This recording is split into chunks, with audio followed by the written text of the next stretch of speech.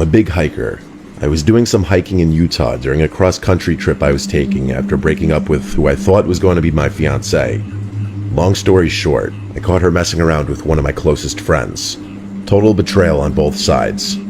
I was 31. Utah was actually one of the states I was most excited about passing through. There are some great forests out there that I think every hiker would dream of exploring. I had picked Uinta-Wasatch Cache National Forest as my Utah destination because I had heard a lot of great things about it. One of its biggest upsides for me was that it had a lot of secluded areas that I could easily access. I prefer hiking alone, so bustling hiking trails swarming with people aren't really my thing. I picked an unnamed area of the forest and drove my car as far down this narrow access road as I could. I parked, stepped out of my car, and took in my surroundings. I geared up and checked my phone. No service, just the way I like it. I made a mental note of my starting point and began the trek. I know hiking alone in uncharted territory is dangerous, but I don't think I have as much fun following a designated route. I always download the digital map of whatever location I'm planning to explore. A lot of people don't realize that your phone's GPS still functions without service. I know what you're probably thinking, but no, I didn't get lost. I wish I could tell you that that's what the story's about. The reality of what happened to me is something I'm still trying to wrap my head around. My destination was a lookout point at the summit of the mountain, which was maybe 3 or 4 miles away. The terrain was pretty difficult, so I was only clearing about 1.5 miles an hour. About an hour into my hike, it began raining. Although it was light, I refused to continue. Hiking in the rain is a massive pet peeve of mine. Annoyed, I turned around and began retracing my steps. Eventually, I spotted my car in the distance, and I was relieved that this failed outing would soon be over.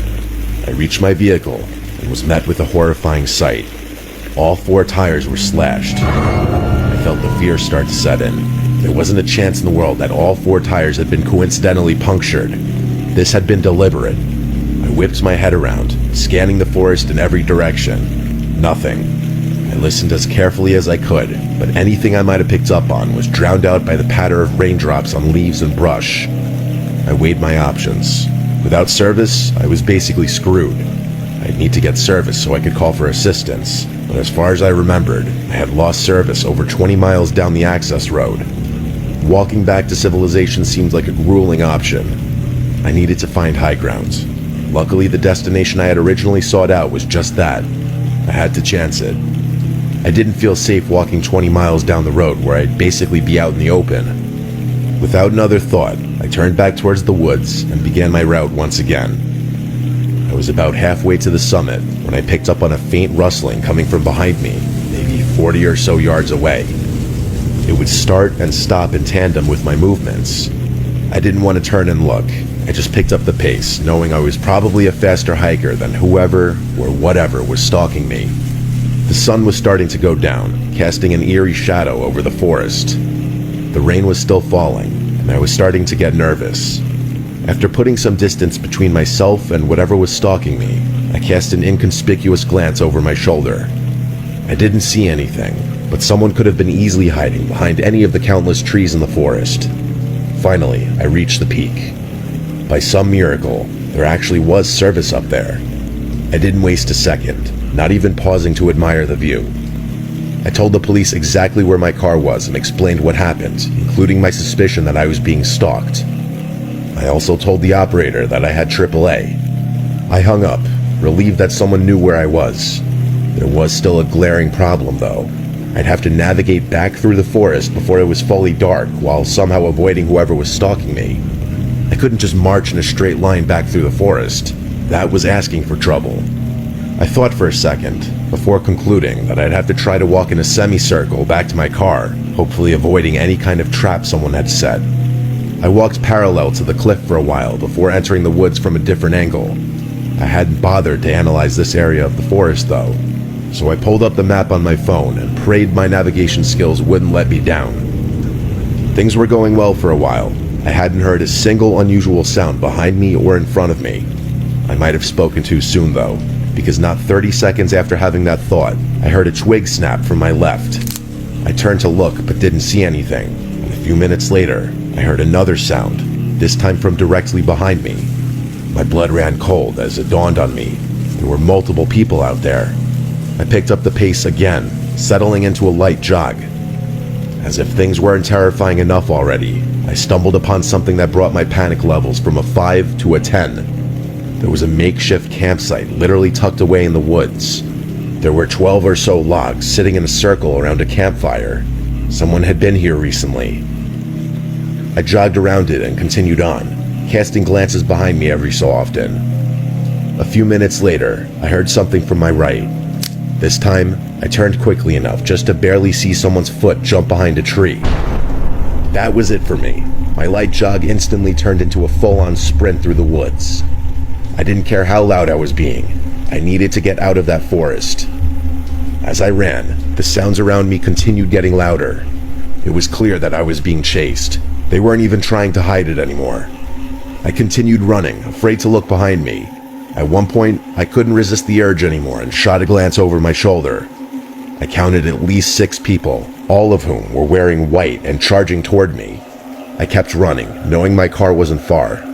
The next few minutes were the most terrifying moments I've ever experienced in my life. Imagine being overwhelmed with exhaustion while the threat of death looms over you. I couldn't slow down. My life literally depended on it. Finally, I saw my car in the distance, and right behind it was a police officer. I reached his car and keeled over, almost throwing up before he even had a chance to speak. I turned around, and those people that had been chasing me were nowhere in sight. The cop told me that he had gone ahead and called AAA, which I was beyond thankful for.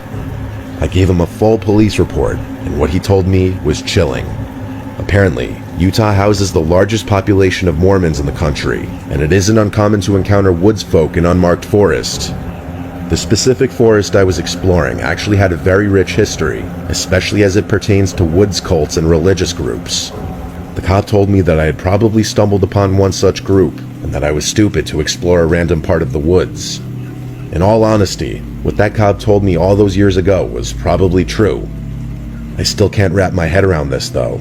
If they were mad that I was infringing on their land, why not just tell me that?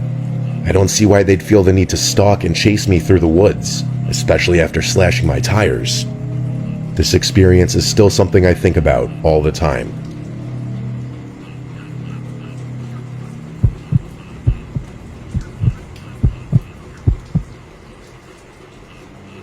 I'm not going to call myself an expert hiker, but I've been avidly enjoying the activity for a few decades now. I've traversed all the major trails in America, and I've been to over 75% of this beautiful country's national parks. As such, I've had to find new ways to excite myself. I recently picked up a new hobby, scouring Google Maps for vast, unnamed forests and just exploring them. It's a little unconventional, but I think the added excitement is worth the risk of getting lost, or at least I did. I carry a pack of homemade route marking stickers that I periodically slap onto trees so I don't forget my way back. As I pass each one, I pull them off the trees so as not to leave any litter behind. I'm surprised more people haven't picked up on this trick. It makes getting lost in the forest nearly impossible. Anyway, there was a slightly more daunting task ahead of me this time around. I had decided to explore Dudley Town Forest in Connecticut, which I'm sure would give any normal person pause. If you don't know, the whole town has been abandoned since the 1800s, and there are all sorts of creepy accounts about strange things and stuff like that. You should do some research on the place if you're interested in that sort of thing.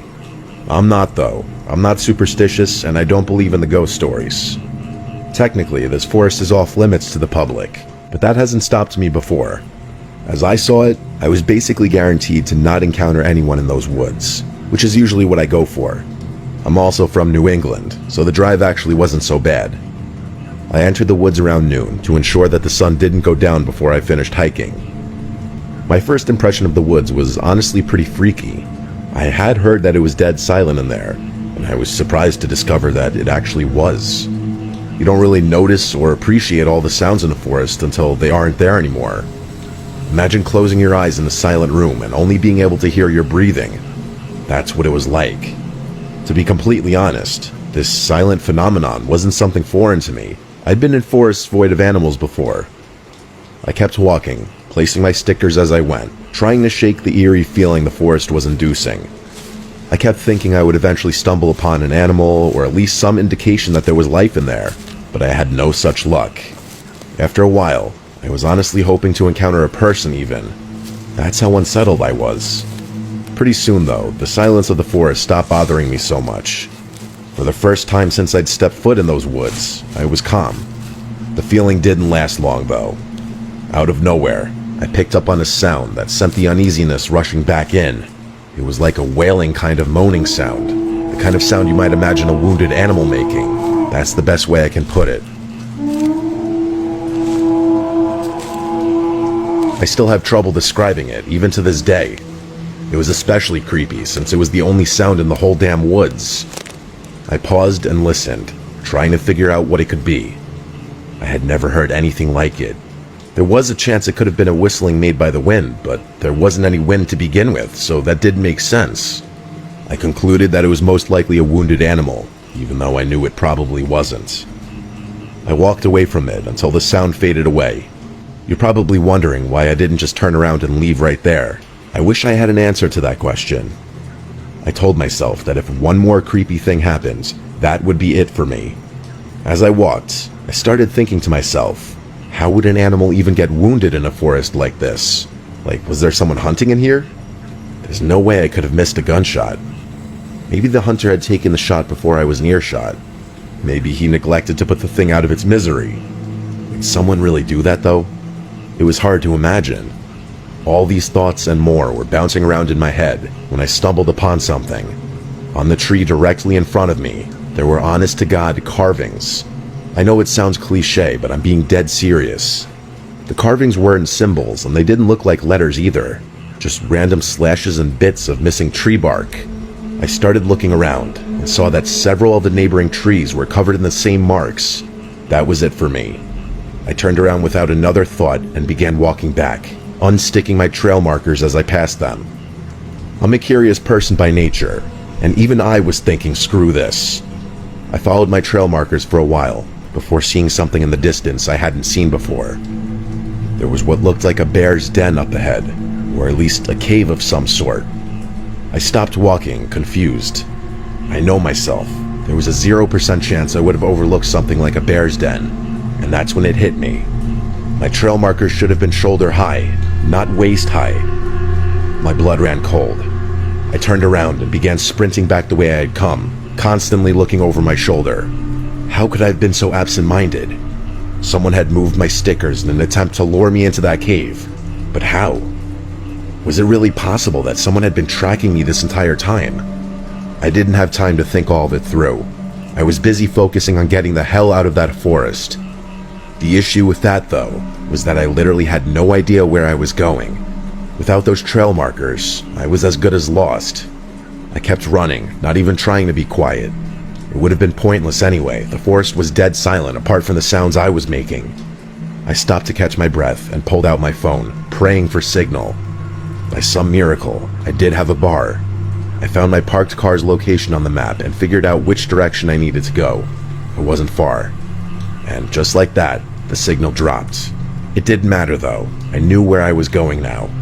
And that's when the wailing started up again, only this time it was twice as loud. I ran faster than I had ever run before, even though my most fit years were behind me. The sound seemed like it was coming from right behind me, but every time I turned to look, I couldn't see anything. After the worst 10 minutes of my life, I finally reached the edge of the forest and the wailing stopped abruptly. I jumped in my car and sped off before whatever had been chasing me had a chance to catch up. That day ruined hiking for me. Here's my rational explanation for what happened. Some hermit or woods freak lives in those woods and noticed me before I noticed him. He then, for whatever reason, tracked me and messed with my trail markers, hoping to lure me towards that cave. I'm assuming he had a whistle or something that made that wailing noise, which is why it stopped so abruptly once he realized he wasn't going to catch me. I know there are holes in this explanation, like how could someone blow through a whistle for that long while simultaneously running at full speed? I'm open to anybody suggesting explanations. Maybe there's a reason that forest is off limits to civilians.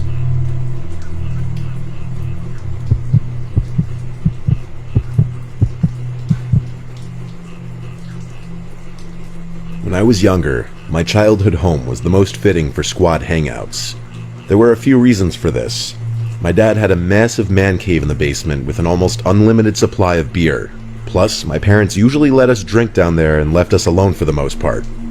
I lived on a pretty large plot of land, and my house bordered a decently sized woods. If you were to walk through the woods from my house, you would find yourself on a dirt road. On the other side of the road was the reservoir, a spot that has had my heart since I was a kid. I've cut countless holes in the reservoir fence, so many in fact that the Water Commission stopped repairing them. After all, it is illegal for any civilians to trespass on reservoir property. As a kid though, it was my sanctuary. I'd go there to smoke, to get away from my parents, to swim, to think. It truly was a beautiful place, and probably the only thing I miss about that era of my life. My friends and I were shooting a few rounds of pool in my basement with some obnoxious EDM music in the background, when my friend Chester had the brilliant idea of taking a hike through the woods to the reservoir. The boredom was beginning to kick in, so we all agreed. Plus, the sun hadn't gone down yet, so it wouldn't be a nightmare trying to navigate. There were 5 of us. Me, Chester, Rick, Jasper, and Hassan.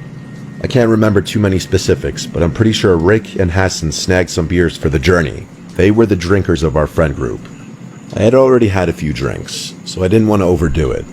The reservoir was huge, so even after crossing the fence, we still had some walking to do.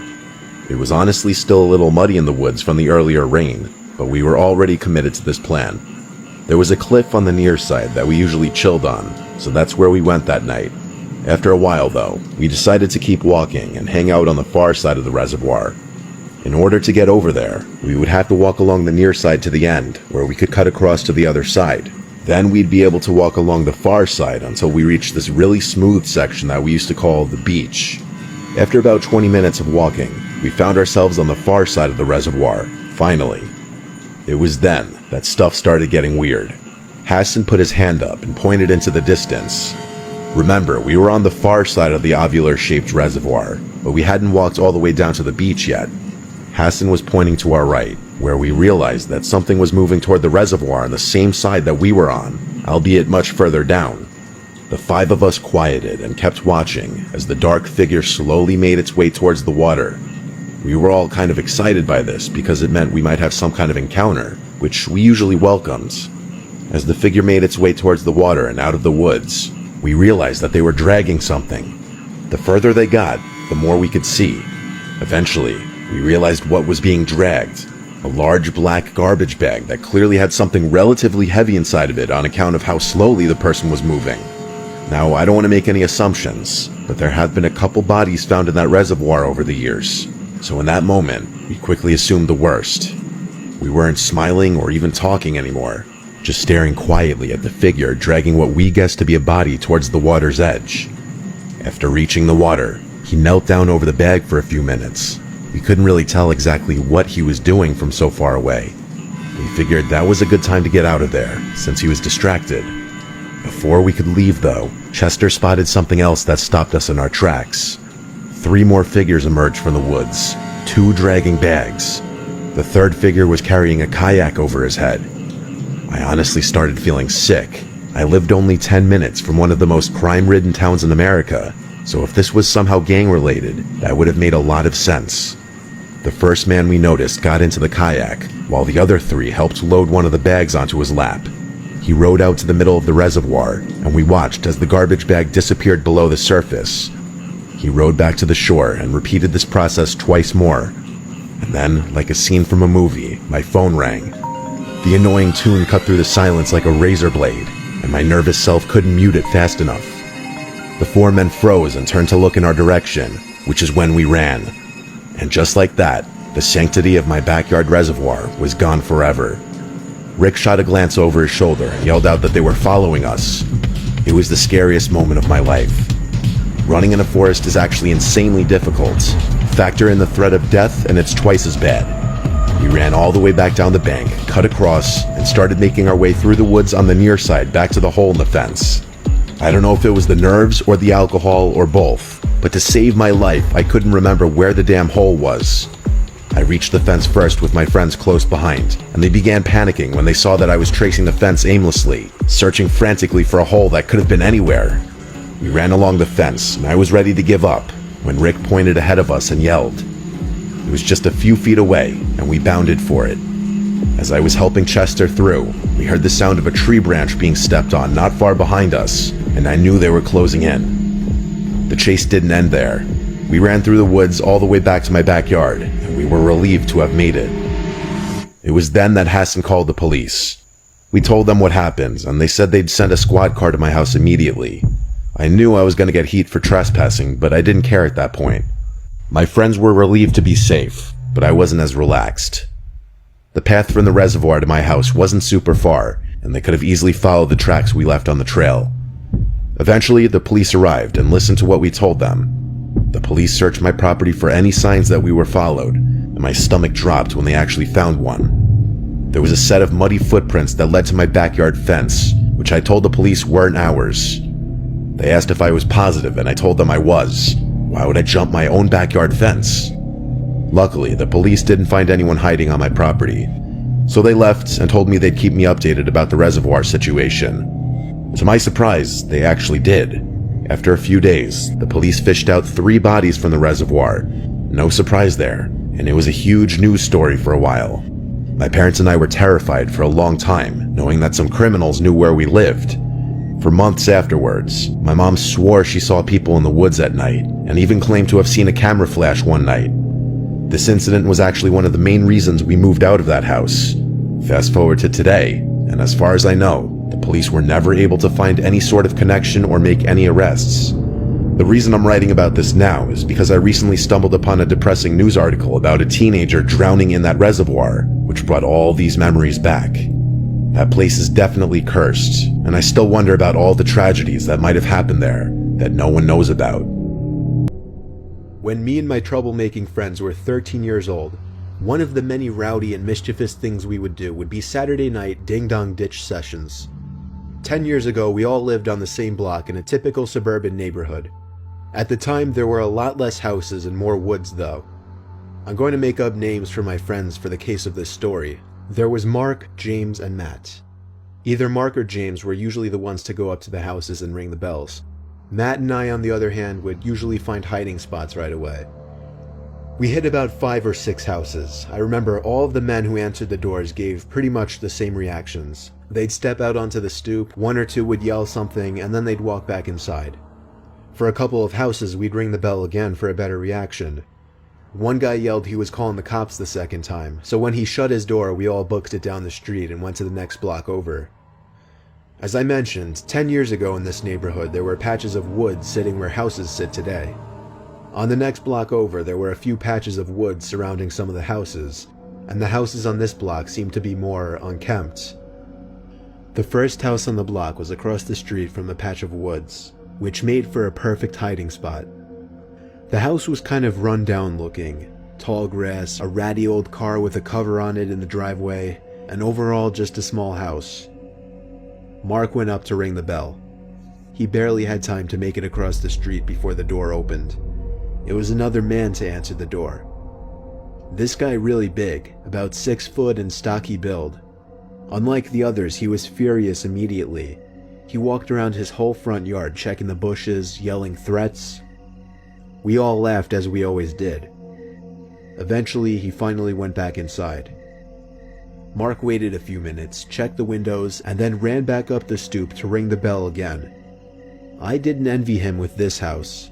I would not be bold enough to ring that man's bell again. Mark knew he probably didn't have as much time, so he ran to the side of the house and out of sight. The door opened much quicker this time, and this time the man came out with a rifle in his hand. We all looked at each other, simultaneously going, "Oh shit," under our breath. The man checked all the places he checked before, and then a few extra places this time, like behind his car, behind a couple trees, and then he walked to the center of his lawn and just stood there, as if he were thinking. He looked around, and then his head stopped as he was facing us in the woods. Me, Matt, and James looked at each other. We ducked lower in hopes that he didn't see us. After 10 seconds of staring in our direction, the man went back into his home. And then, we saw him appear at his front window, standing still like a statue, looking in our direction in the woods once again. We saw Mark creeping back over to the man's front door, but there was nothing we could do. We were too afraid to move or yell anything. Mark rang the bell once again and ran for it. The man didn't move though, at least not for another minute. Then he turned and walked away from the window. We didn't see Mark again, but we were still too nervous to move or say anything. The next thing I remember, we heard Mark's voice from across the street yelling, "Run."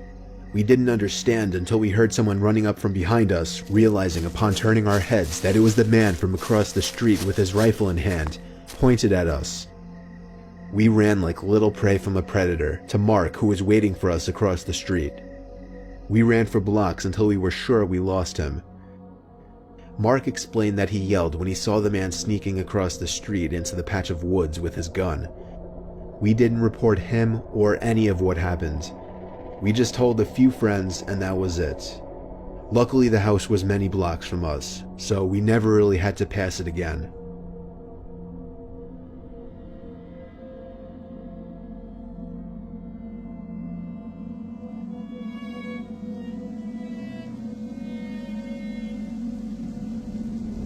I lived in a house from hell for a couple of weeks.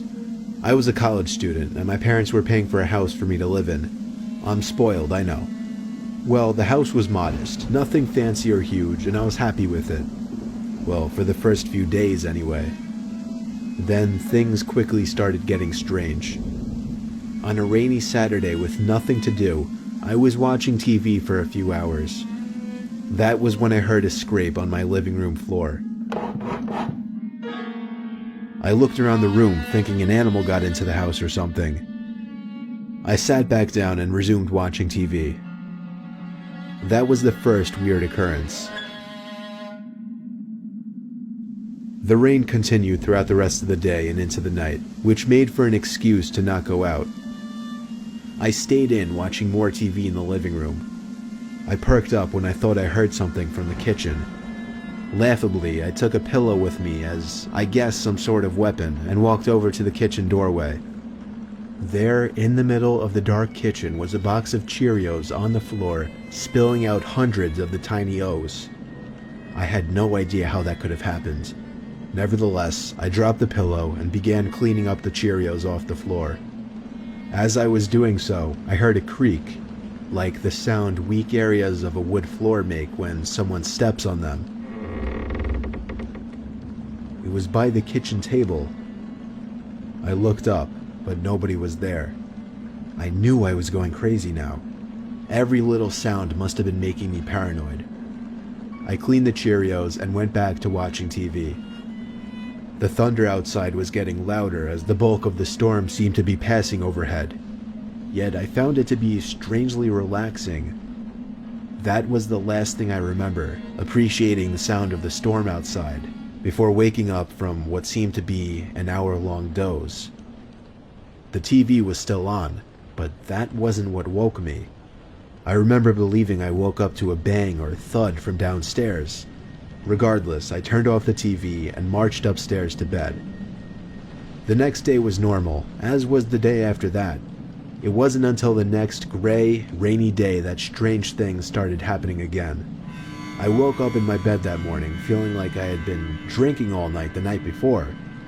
I felt sicker than I'd ever felt with any hangover before.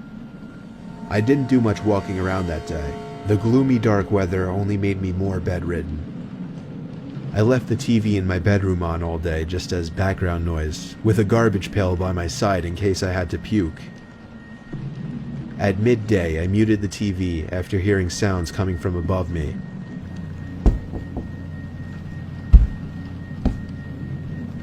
The attic. The attic door was actually in my bedroom, and most of the attic was built over that bedroom. It wasn't just one thud I heard, it was 3 or 4. I managed to get out of bed, despite the fact that every time I moved I wanted to puke. I pulled the string to the attic door down, took one of my old baseball bats with me, and climbed up the steps. I pulled the light switch down to light up the attic. There were a few old boxes that must have belonged to the previous owners scattered about, but I couldn't see any living things to produce those noises. I climbed back down quickly because I was kind of scared of that attic. There were no more noises. Until that night. I woke up to, at first, what I thought was thunder, still feeling a bit sick. The familiar sound of a thud from up in the attic gave me chills. I pulled the string to the attic door back down, took my baseball bat once again, and climbed up the stairs. I made myself angry and screamed in the most intimidating voice I could, but before I could turn the light on, I heard the sound of a child giggling in the pitch-black attic. Words cannot describe the feeling of weightlessness, the feeling of my insides dropping inside of my body, the fear that I felt. The word fear is not enough to describe what I felt at that moment. I was out of that house so fast I don't even remember running. I called my dad in the cold rain and asked him to pick me up. I explained everything the best I could. My parents saw how emotional I was about this, and in a weird sense, I think they believed me. I packed all of my things up with my parents the next day and moved back home. To this day, I'm convinced what I experienced in that house was completely paranormal.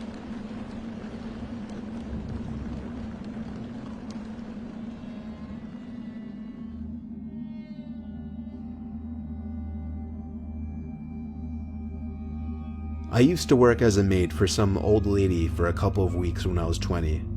She had a really big yet old house on a property that could have been beautiful if she had actually taken care of it. She had 2 acres of land surrounded by woods in 3 directions and the road on the other. The house itself was ancient, mostly made of wood, and the interior was really dark. She would often keep the blinds shut in some rooms for reasons I didn't understand. I would sometimes open the blinds to let some sunlight in, only to find that she'd have shut them by the next time I entered the room. She lit some rooms by candle, which made the house seem even more prehistoric from the inside. To top it off, the wood floors were creaky as hell just about everywhere in the house. The woman's name was Mel. She was around 70 years old. The kind of work Mel would have me do would be mostly physical stuff that she couldn't do very well anymore, like sweeping, dusting, cleaning dishes, doing laundry, sorting mail, and other things of that sort. One weekend, Mel asked me to sleep there for a night or 2. The house had like 4 bedrooms, yet she lived alone, so it wasn't an issue. Well, this takes place over the course of a Friday, and technically a Saturday as well. I arrived as per usual on Friday, speaking very few words to Mel. I dropped my backpack full of my clothes and cosmetics onto the bed in the bedroom that I was going to be sleeping in.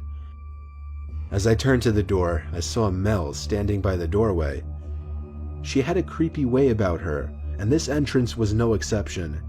She didn't say hello, which wasn't as weird as it sounds. She just instructed me to clean the bedroom right away. After that, she just told me to simply straighten up the whole house, and then she went upstairs. I didn't see her for the rest of the day, but I would occasionally hear her walking around upstairs in her bedroom. It was weird, she would seem to walk back and forth. There were no TVs in this house, so I didn't know what she could have been doing. One thing that I found bizarre was how protective she was of her basement. She made it clear it was completely off limits and she didn't want me going down there. Nighttime came and I went to bed early. This was before smartphones were a thing, so I didn't even know what time it was. It was probably 9 or 10 o'clock though. For the first few hours everything was peaceful. However, I still had trouble falling asleep given that it was the most uncomfortable bed I'd ever been in. It felt like hours later that I started hearing footsteps outside my room on the creaky floors. It sounded like Mel was passing my room really slowly. Maybe she was just going to the bathroom. A few minutes later, I heard her footsteps again, but then she stopped outside my door this time. I sat up and listened. I could hear the creaking from behind the door of Mel standing there, and it was starting to creep me out. She finally walked away. I heard her go down the stairs, and then I heard a door open and close from downstairs. I had a feeling it was the basement door. It was a while later that I heard the door open and close again, and then heavy, slow footsteps coming up the creaky stairs. The footsteps once again came to my door, then stopped. I sat up once again to listen, and I could hear creaks of pressure on the floor outside the door. and then I heard the doorknob start to turn. I laid back down and pulled the sheets over me and pretended to be asleep. I heard Mel take a few steps into the room, pause, and then leave. She went back to her room and shut the door. I was a bit disturbed. This was very bizarre behavior. I waited about half an hour before deciding I had to see what was in that basement. I got out of the rickety bed, tiptoed to the door, and then tiptoed down the stairs the best I could. I opened the heavy basement door, flipped on the lights, and crept down the stairs. I made it to the bottom step and held in the urge to scream.